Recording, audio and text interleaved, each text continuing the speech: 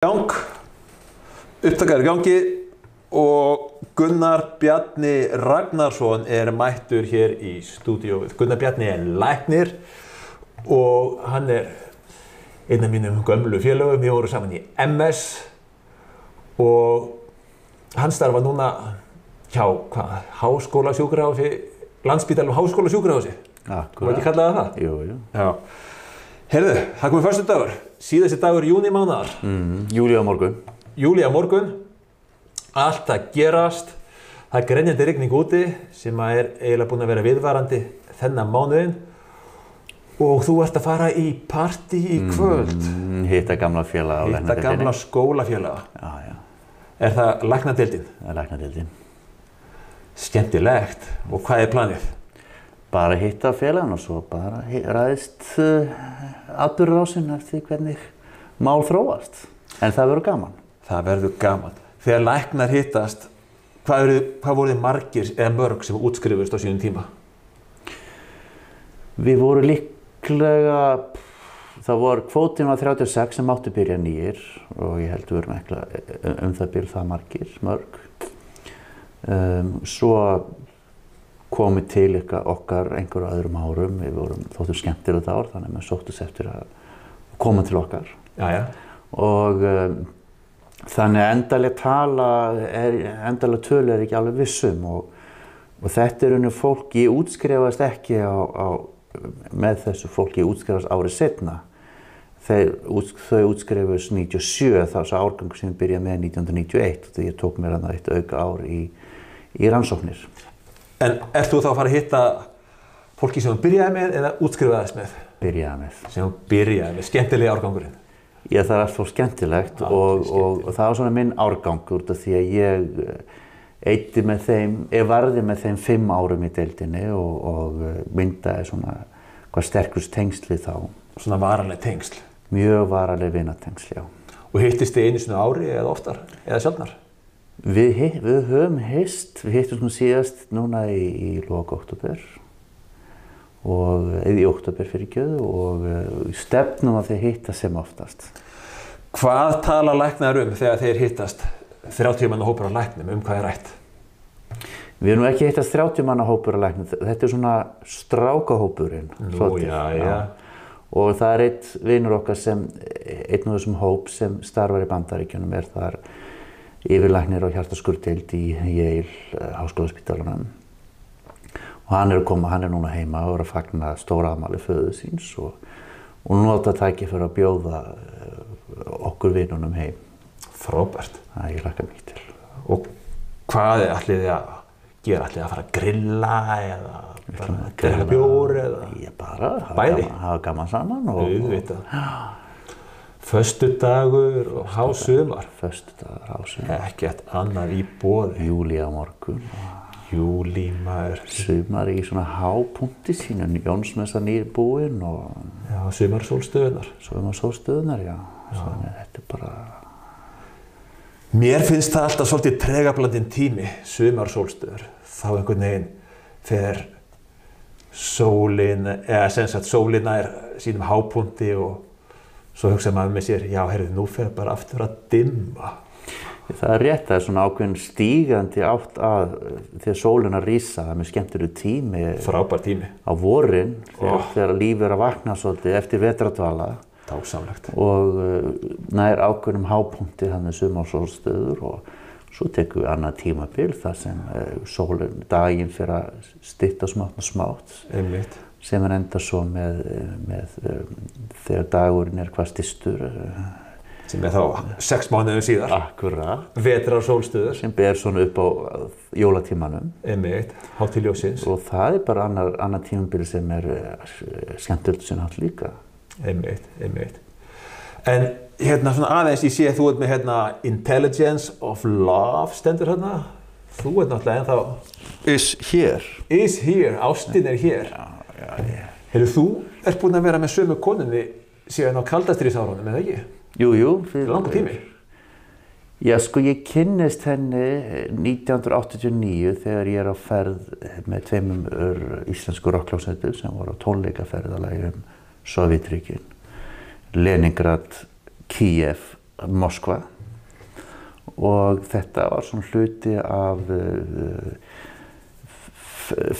hópferðalagi norrænna ungumenna sem kallast Next Stop Soviet. Þannig að konan þín frá Rússlandi?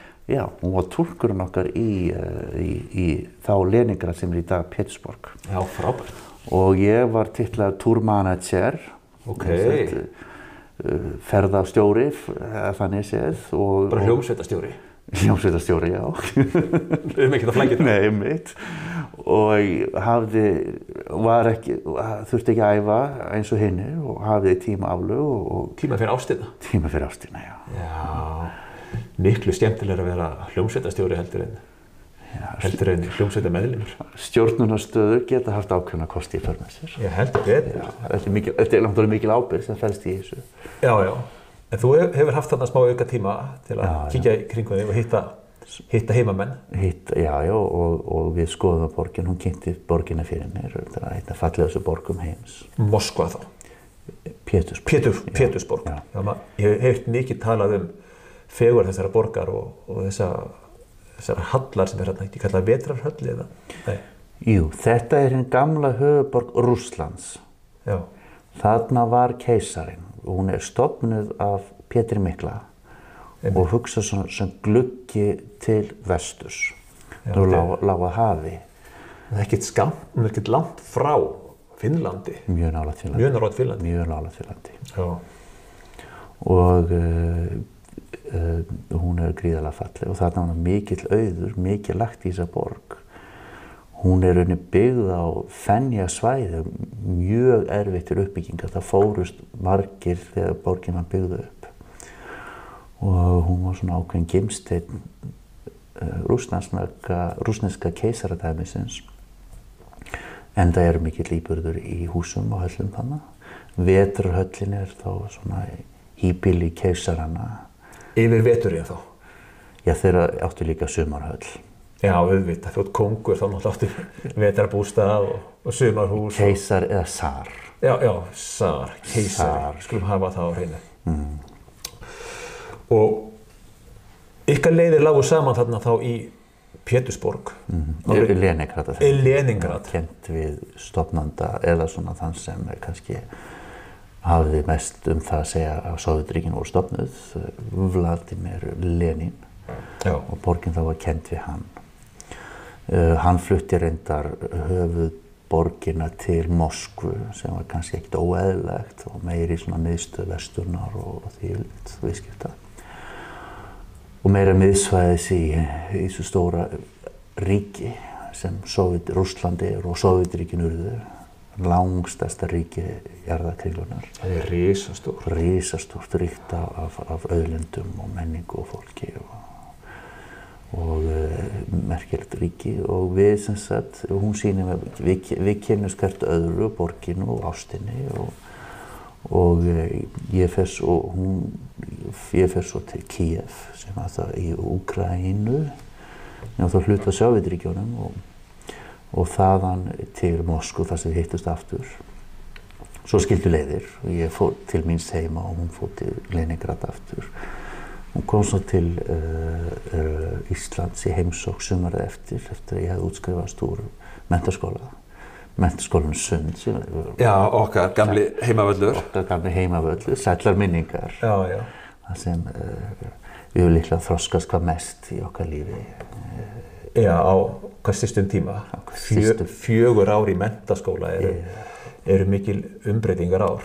Já, við fengum það sem við þróumst frá unglingi eða barni eða hvað sem kallað yfir í fullorðna menn. Skemmtilegt frá því að segja að í MS núna, ég byrjaði árið 1985 í MS og var að safna síðuhára aftan sem ég nú vísu að reyna að gera aftur í dag. Nú haldið ball, sérstakt ball í MS ár hvert eða hvort það séu bara einhver þemadagar sem eru kenndir við árið 1985. Þá spiluð 1985 tónlist, þessi 80s, 90s tónlist, Duran Duran og Depeche Mode og Wham og hvað svo sem hétu þessi bönd sem að réðu húsum á þeim tíma. Svolítið merkilegt. Þegar ég hitti ungt fólk í MS þá segi ég, já, ég byrjaði í MS árið 1985 og það haldið sérstakt ball eða þemadagar til heiðurs þessu ári. Er ekki haldið okkur til heiðurs? Og ég segi, ég startaði þessu öllu. Auðvitað, ég held að það sé ekki fjarri lagi. Ég bara hef söguna þannig. Og ég held að þessi tími var ákveðin svona mikið gleði tími. Það var rosa gaman hrikalega gaman. Og þarna fór saman ákveðin einfaldleiki. Það voru ekki farsímar eða þvílíkt. Nei. Við höfum bara heimasíma og það sem var hringt. Og sýttið aftan. Þeir sem voru með sitt aftan, já. Já. Ég var bara með lubba. Já, einmitt. Skræpótbindi og ég átti jakkaföt sem voru herðapúðar. einhvern veginn svona köflótt eða dröfnótt og það var svona mittisjakki. Mittisjakki með góðum herðapúðum. Já, með flottum herðapúðum. Ég átti líka rétt lakrismyndi svona þegar ég fór inn í menntaskólann. Einmitt. Sem ég nýtti í sig. Mikið lagt upp á því að vera flottur í tauginu. Flotti gaurar. Já, og með hárspray og Ger. Ég notaði ekki hárspray. Ég notaði hárspray. Já, ég gekk ekki það langt. Nei, í dag notaði ég gel, með smá svona til að halda þessu hérna. Já, ég nota ekki gel í dag að jafnaði. Hvað ertu þá bara, leggst þetta bara svona fullkomlega? Natúrar. Vá, þú ert með ótrúlega flott hárstæði. Já, þakka þér fyrir. Er þetta allt náttúrulegt? Er þetta ekki búin að fara í háríkgreiðslu? Nei. Ég veit það eru menn hér á landi sem hafa flogið allavega til Tyrklands til að láta græða í sig hár og það var sagt við mig daginn, eitt ungur maður, þú þarf náttúrulega að fara að fylla hérna upp í. Já. Þá tínt hérna, þú deyfður og það tekið hérna aftan og hnakkanum og fært bara hérna fram og þú öðlast bara, já. Nýjan myndurleik? Ég hef ekki, já ég veit og það meina ef mönnum líður þannig að það þið vilja þetta þá eins og það er. Ungi menn sem missa hárið, þeir líður ekkert vel með það. Þeir líður ofta ekki vel með það en svo er aðrir sem bara raka af sér hárið og bara bera skalla með stolti. Já. Sem ég finnst bara mjög fallegt. Já. En þökk sé lækningamætti, bara þökk sé lækna vísindunum, þá eru til svona skemmtilegar aðgerðir. Þetta er kraftaverkalækningar. Kraftaverkalækningar. Hvar væru við ef við hefðum ekki ykkur læknana? Þá er heimurinn öðruvísi. Þá væri heimurinn öðruvísi. Já. Þannig að þú ert að fara í þetta partí og þið ætlaði að grilla. Ég ætla að fara að grilla á eftir og bara aðeins til að nefna þá er ég að fara að grilla súpukjöt. Það er mjög gott að grilla súpukjöt. Taka þú fristutum svona mánudegi eða þú ætlar að grilla það á föstudegi. Láta það aðeins brotna niður bara í ísskapnum. Ég setja á þetta smá svona barbecue-sósu og beint á grillið. Eldhús einfaldleikans, svíni virkar. Þetta er kjöt sem er áskorun að elda. Já, út af það er aðeins þykkara. Það er þykkara og það er svona kannski sinnameira og það sem er svona segara. Já. Prófaðu edik. Edik er eitthvað sem margir nota þar sem grillmenning er sterk eins og miðausturlöndum og svona til að mýkja kjötið. Já, þú meinar. Já, þetta er einfalt. Og er þetta bara eitthvað sem ég kaupi í Bónus, bara það borðedik eða hvað heitir? Bara venjulegt edik. Bara mataredik? Já, sem er notað í matargerð og þessu aðra notað til að hreinsa og alls konar. Edik er, já. Ótrúlegu vökvi. Ótrúlegu vökvi. Já. En heyrðu, en þú hefur ást á þessum mat. Ég hef ást á grillkjöti, mér finnst það ótrúlega gott. Matarástin. Já, líka þetta er lífrænt ræktað, þetta er háfjallalömb sem að spretta hér fjöll og heiðar og bíta grænt gras, fagurgrænt gras og drekka lindarvatn. Elsku sauðkindin. Hvar væru við án hennar? Hvar væru við án hennar? Já. Matarins, ullarinnar, ég hef verið lopapeysu núna undan það og sem skildi mér fyrir öllum þeim veðrum sem voru í gangi. Ef það væri ekki fyrir sauðkindina, þá væru við eflaust ekki hér. Hvar væru við þá? Væru við til? Væru við kannski útdauð? Eða hefðu aldrei orðið til? Ef ekki orðið til. Maður getur ekki orðið dauður nema maður hafi lifnað. Ég veit það. Nú eru orðnir svo flóknir og djúpir, Já. en við skulum ekki fara út í þá sálma í þessu viðtali, en þú ert að fara í partí, Ég er að fara í partí, gott partí, strákapartí, strákapartí. og ég bara óskaði góðrar helgar. Og ykkur þarna sem að, já, við erum í þessari myndavél, ykkur sem eru þarna úti líka, ósku ykkur góðrar helgar. Föstudagurinn, 30. júní, júní er enda, nýtt upphaf á morgun. Morgun 1. júlí. 1. júlí og það er 23. og það er spáð sól og blíðu í næstu viku. Ég held að endin á sumrin, það sem eftir sumrin, er bara frábært eins og hingað til. Já, en við erum alltaf með sól í hjarta. Og þannig skulum við enda þetta. Takk og góða helgi. Sjáumst Hress. næst.